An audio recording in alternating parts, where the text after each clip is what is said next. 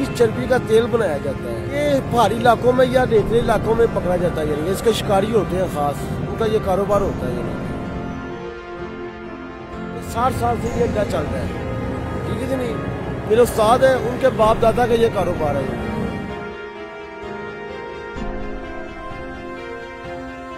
जिबा करके पेड़ पाड़ के चर्बी छन्नी च रख के मतलब दी अग ते जला के तेल तैयार करना।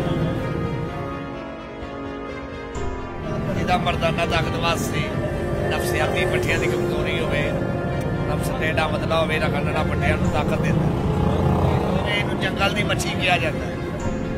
ये जंगल की मच्छी है, ये बहुत अच्छा कारण है। हाँ जी, इहदा ज़ायका भी मच्छियां में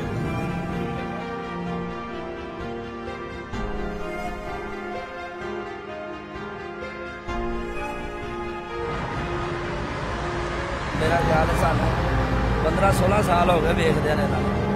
अगर कोई 2 नंबरी करते हो तो कई दफा चुके गए होने, बैठे ने किसी अच्छाई की वजह तो अपनी तो बैठे ने।